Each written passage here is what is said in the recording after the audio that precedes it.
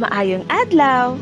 Karong adlaw, pagkat-una nato unsaon pag-ila kung ang butang o matter, solid, liquid o gas ba kini. Unsa man ang matter? Tanan nga butang sa palibot gitawag og matter. Ang mga buhi o dili buhing butang maoy naglangkob o nahiapil sa matter.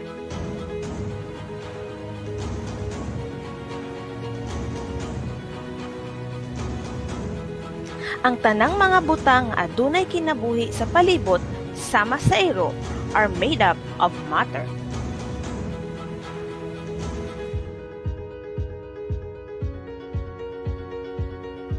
Ang mga butang nga dili buhi sama sa bato, tubig, hangin ug uban pang walay kinabuhi are also made up of matter.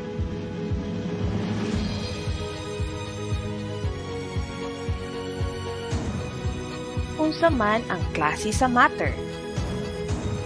Duna kitay tulo ka klase sa matter. Una, solid, kaduha, liquid, ug ang ikatulo, gas. Ang mga solid adunay kaugalingong kinaiya. Aduna pud kini porma, gidak-on, kolor, ug tekstura. Hamis ba kini o gas bang?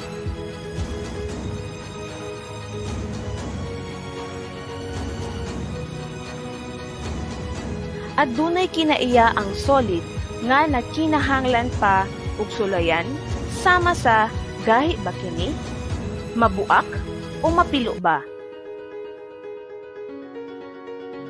Kini nga mga kinaiya sayon kaayo sa pag-obserba sa solid nga butang.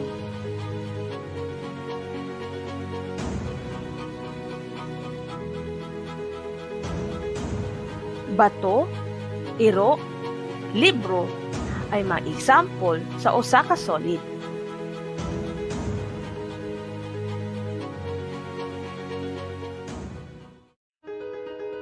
Ang mga liquid adunay kinaiya nga modahili o moagas sama sa tubig sa atong gripo.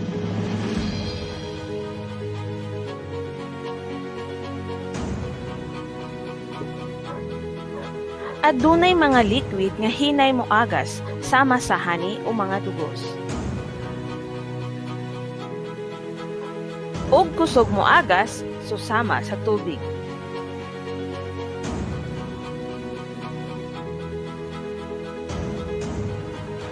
Ang mga gas dili nato ni makita apan ato lang kining masinati.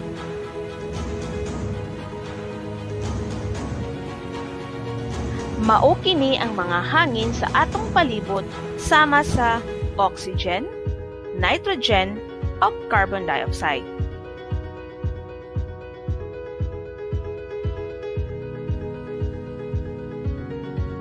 Walay porma, walay lami, walay baho, ug walay kolor ang gases.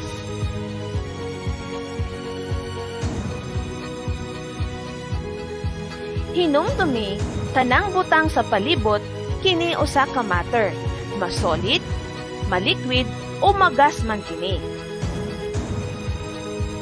Kita nga mga tawo nahisakop sa matter. Ang mga pagkaon nga gikaon nato kada adlaw usa ka klase sa matter. Kung wala ang mga pagkaon, dili kita mabuhi.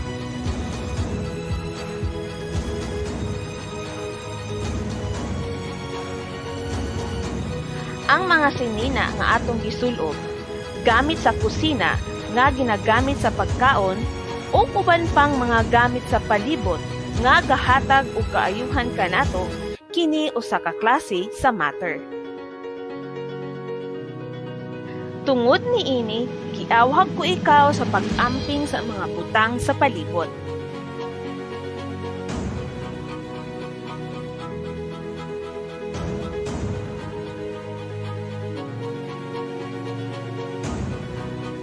Never stop learning because it's so cool in school.